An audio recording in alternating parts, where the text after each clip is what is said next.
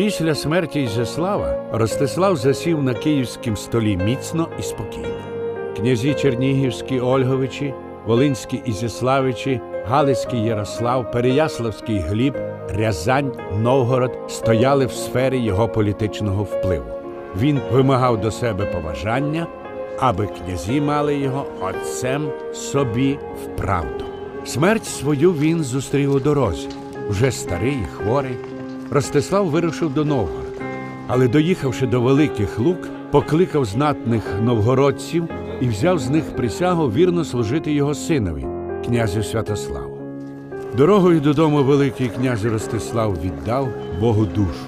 Це сталося 1167 року. За його заповітом на київський стіл покликали Мстислава Волинського. Новгородці ж вирішили, що смерть Великого князя звільняє їх від присяги, і прогнали Святослава. Але той разом із суздальським Андрієм Боголюбським став мститися в новгородцям, палити околиці.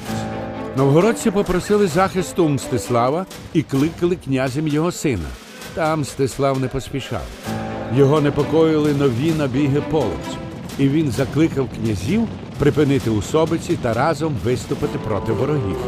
Святослав Чернігівський, Олег Сіверський, Ростиславичі, Гліб Переяславський, князі Турівський і Волинський, об'єднавшись, рушили за Дніпро. 9 днів йшло військо степами. Половці втікали, кидаючи жінок і дітей. Князі поруйнували кочовища на берегах Орелі, визволили невільників і повернулися зі здобиччю. За звичаєм, здобич розділили між князями, боярами та воїнами. Але багато було невдоволених тим поділом, почалися інтриги. Союзники Мстислава стали переходити до Андрія Боголюбського. Сам же Мстислав святкував перемогу і не бачив близької біди. Після довгих роздумів він направив княжити в Новгород свого сина Романа. Андрій Боголюбський, якого даремно було шукати в поході проти половців, зібравши численну рать, пішов на Київ. Мстислав ледве встиг покликати чорних клобуків, а вороги вже стояли під стінами міста.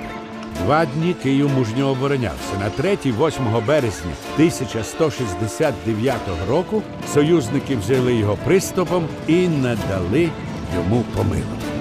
Смольняни, суздальці, чернигівці грабили весь город, Подоліє і Город, і монастирі, і Софію, і Десятинну Богородицю. І не було милосердя нікому ні звідки. Церкви горіли, християн убивано, інших брали в неволю. Не раз брали Київ перед тим, але його брали досі, щоб столицю Русі собі присвоїти.